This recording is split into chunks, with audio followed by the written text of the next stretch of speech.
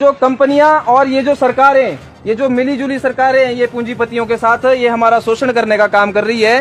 क्या इन अरबपति कंपनियों के पास इतना भी पैसा नहीं है कि एक कम से कम चलने के लिए ग्राउंड तो कम से कम सुरक्षित बना सके गाड़ियों के लिए?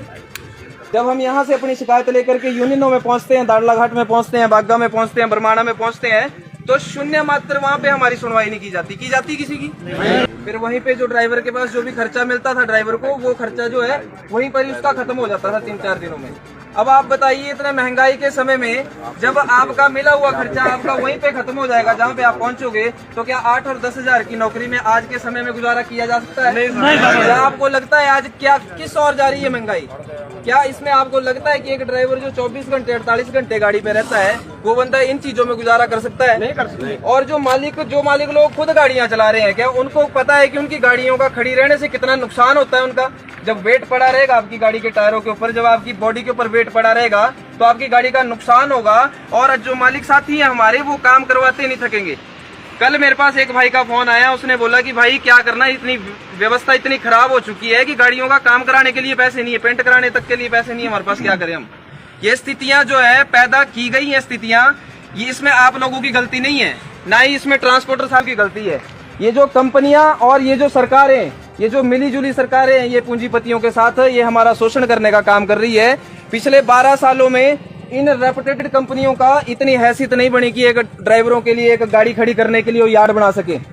क्या इन अरबपति कंपनियों के पास इतना भी पैसा नहीं है कि एक कम से कम चलने के लिए ग्राउंड तो कम से कम सुरक्षित बना सके गाड़ियों के लिए?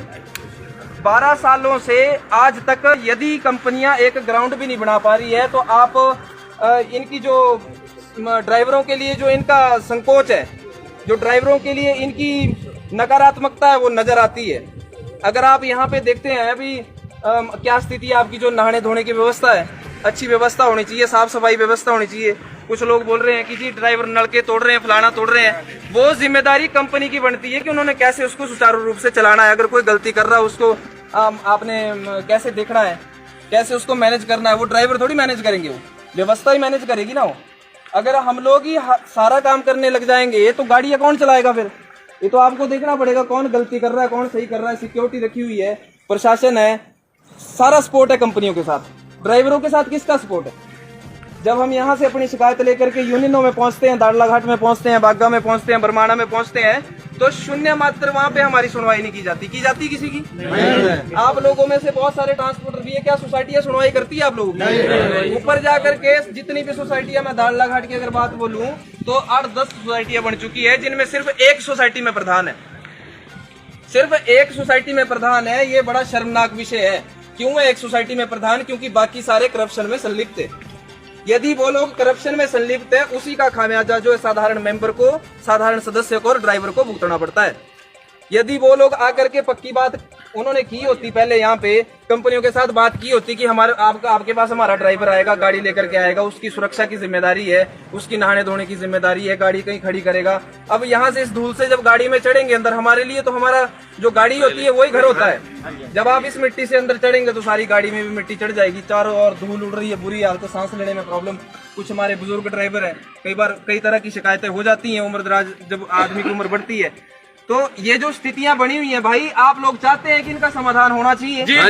इनका समाधान होना चाहिए ना। देखो, जब तक एकता नहीं है, जब तक संगठन नहीं है, तब तक इस दुनिया में किसी भी चीज का समाधान नहीं निकला है।